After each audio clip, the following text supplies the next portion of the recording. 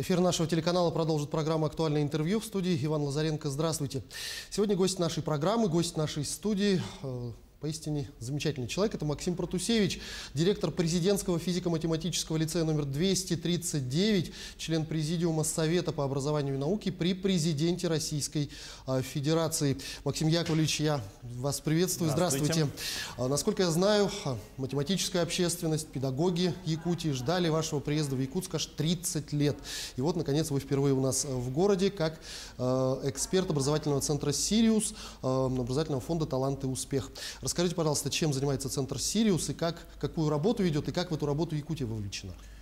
Центр «Сириус» — это образовательный центр, созданный по распоряжению президента Российской Федерации для образования одаренных школьников в 3 областях: наука, искусство, спорт, на основе объектов олимпийской инфраструктуры, оставшихся после Олимпиады 2014 года.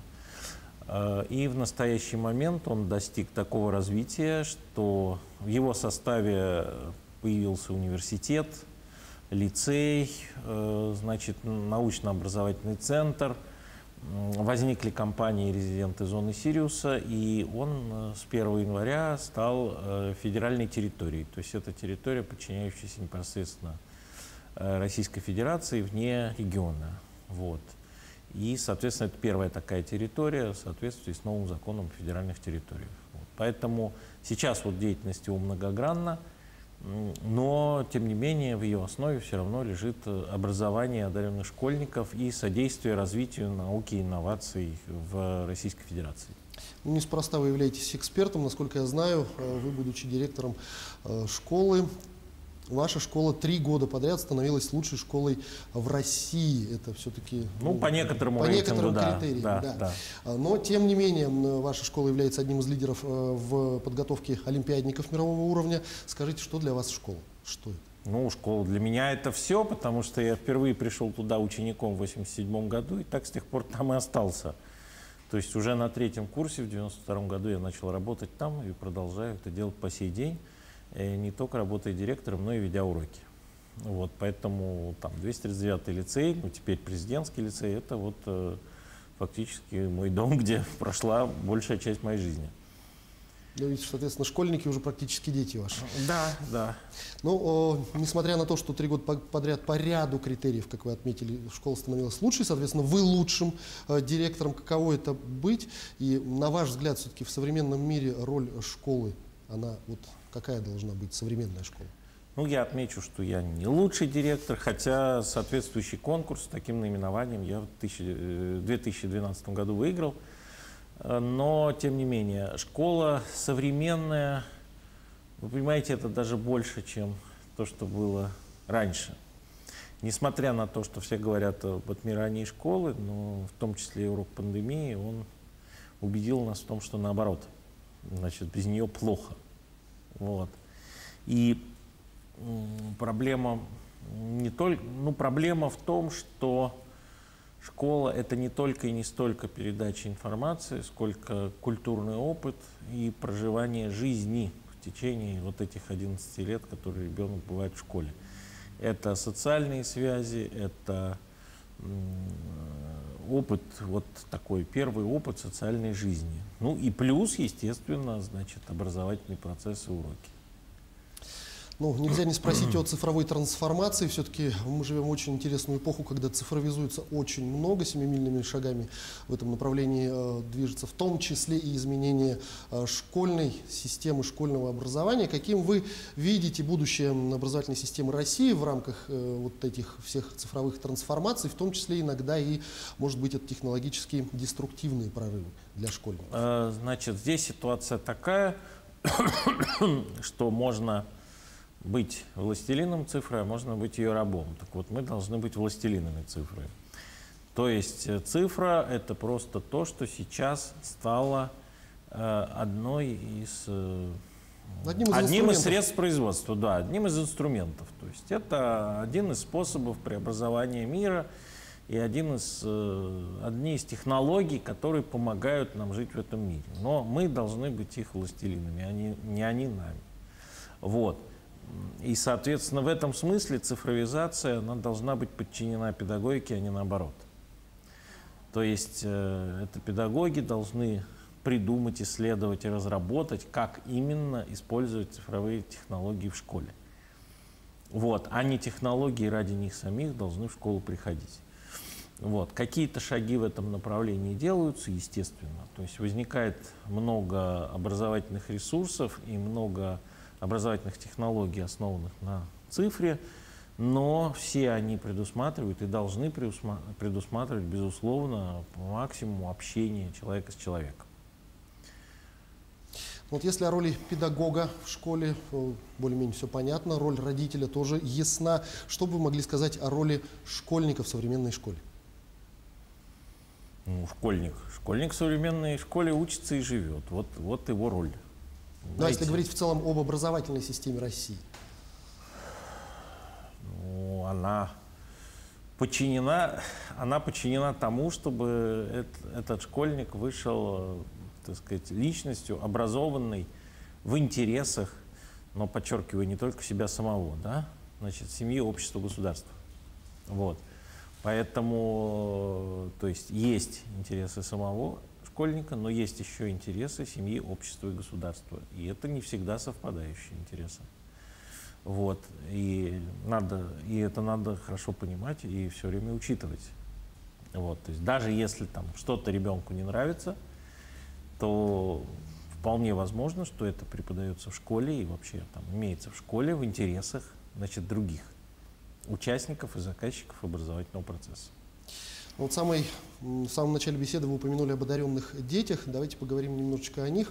Расскажите, существует ли действительно феномен одаренности, и каждый ребенок рождается одаренным или талантливым, и потом просто это вовремя не разглядели, и это как-то угасло. И разница все-таки есть между одаренностью и талантом?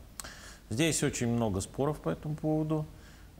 Я предпочитаю вообще говорить не об одаренных детях, но это просто устоявшееся клише, поэтому его приходится использовать, а о мотивированных. Вот. Значит, то есть бывают дети, у которых есть способности, то есть потенциал достичь успеха в том или ином направлении. Но отсутствует мотивация. Вот. Но если отсутствует мотивация, трудолюбие и много еще других личностных качеств, то этот потенциал может и не раскрыться. К сожалению или к счастью, но человечество не придумало еще линеечки, которую можно представить человеку и сказать: так, этот одарен в математике, этот одарен в музыке и так далее. Значит, и то, что там написано у Акунина в Азазеле, да, это утопия. К сожалению, так не работает. Вот. Поэтому приходится во многом все-таки опираться именно на то, что хотят дети, и очень важна в этом смысле роль рядом находящихся взрослых. То есть в возрасте там, до класса 5, в принципе, куда ребенка привели, туда он и пришел. И важна роль взрослого как можно больше попробовать, как можно больше направлений попробовать, чтобы ребенок выбрал, и чтобы он был заинтересован хоть в чем-то. Вот. Здесь очень тонкий момент, потому что важно не перегнуть. То есть если ребенка не оставлять свободного времени, если его пихать на все кружки подряд, то в результате он просто будет лежать на диване, откажется вообще что-нибудь делать, ему будет ничего не интересно. То есть в этом случае все-таки нужно к инициативе ребенка прислушиваться однозначно. Конечно, конечно. Но в то же время, понимаете, для того, чтобы там чего-то захотеть, нужно знать, что это что-то существует. Вот. И показать, что это что-то существует, это уже миссия родителей и школы. Насколько вы знаете, глава Республики Аясен Николаев поставил перед образовательной системой нашего региона задачу сделать все-таки очень хороший, качественный прорыв в образовательной системе и войти в 15 лучших регионов по качеству образования. Вот на ваш взгляд, насколько это осуществимо и какие шаги для этого нужно предпринять? Здесь опять же вопрос, как измерять это качество. Вот. И вопрос, это очень серьезная проблема, потому что по ней нету консенсуса, значит, ни в России, ни в мире, что такое качество образования. Вот. Но если, так сказать, руководствоваться тем, что витает в воздухе, то, по идее, там все реально, да? Ключом является подготовка и переподготовка, повышение квалификации педагогов. И привлечение на роль педагогов, так сказать, людей, способных преподавать и увлечь детей. В каком-то смысле, ну, таких харизматичных людей, людей, знающих себе цену. Вот, то есть это очень, очень серьезная такая амбициозная задача. Ну и опять же вопрос мотивации по привлечению таких учителей. Да, да. Причем, что характерно, вот я скажу сейчас крамолу, могут не поверить, но деньги это не такая важная вещь. Вот, в книжке замечательного немецкого писателя Эриха Кеснера там сказано, что деньги это не главная вещь, но важнейшая из второстепенных. Так вот, значит, они важны, но не они главное.